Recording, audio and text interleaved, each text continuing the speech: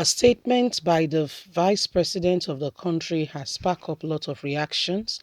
And it's come to the limelight, and a lot of people are really, wondering what is really going on. If the vice president can truly come out in this, the vice president is not one person who is known to speak a lot of words, especially with this administration. Most Nigerians feel that this man is caged and cannot really speak. Not that he has no ability to speak. He's a professor. He's somebody who should be able to share light, especially on the many issues going on in the country. However, he's silent.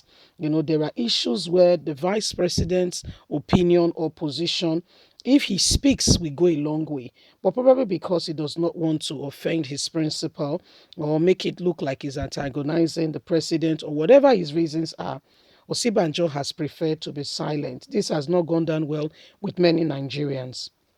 With the current pronouncement of what he said, many Nigerians are reacting. Please don't forget to give us a thumbs up.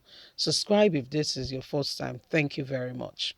Vice President Professor Yemi Osinbajo says it will just be a waste of time if Nigerian leaders are not willing to make sacrifice and risk their popularity to attain lasting solution in violent conflicts, including ethnic and religious tension.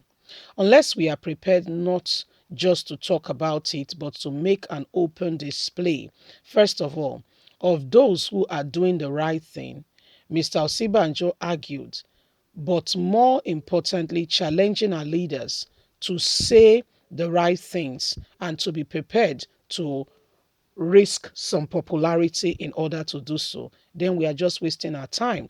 Now, this very statement is what has sparked up a lot of reactions because Nigerians are saying, we'll continue.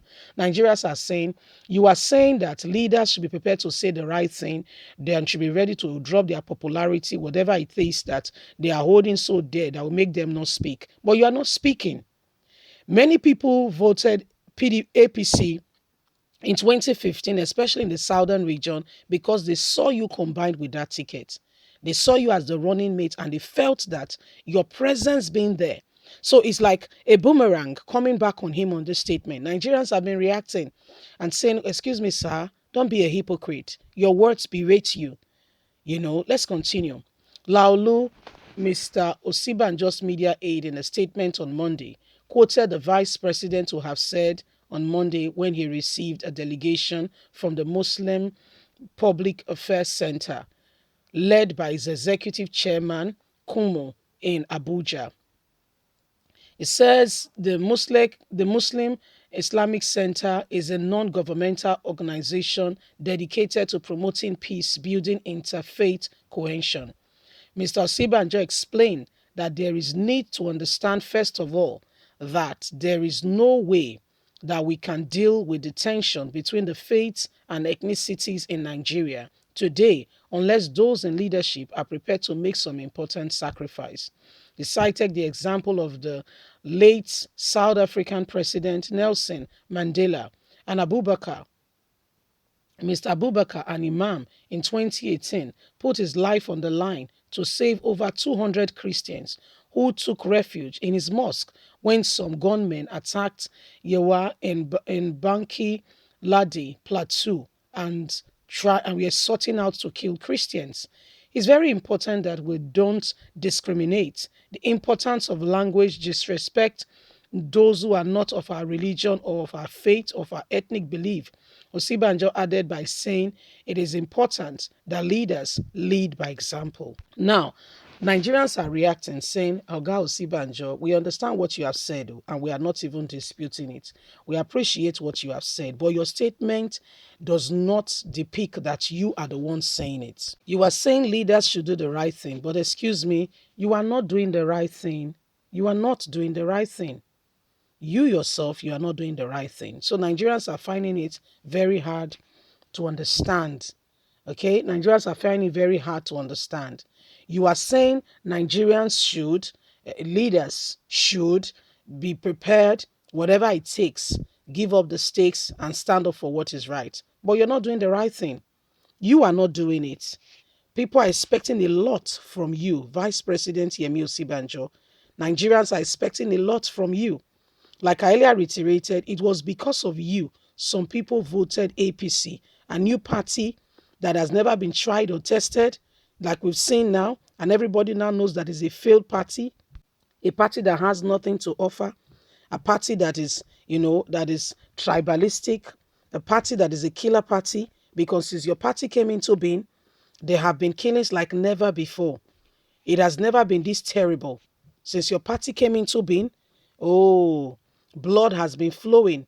So Nigerians expect you, sir, to speak, to give your position in all this. You have not said anything, yet you are making this statement. So it's very confusing. We don't understand on which side you stand. You say something, but you are not, you yourself, you're not practicing it. A songwriter says, you don't even practice what you preach. So you don't practice. So who are we talking to really? You are the vice president, the best position to display and to show example of what you are saying. Is anybody holding you from speaking into reality what is confronting this nation? For crying out loud, you are not just a vice president, you are not just a professor, you are a professor of law.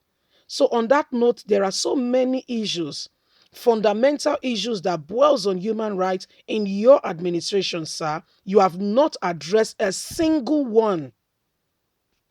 Not a single one have you addressed to say no, according to Nigerian constitution, this and this and this and this are the right thing. Take it or leave it. This is what the law says.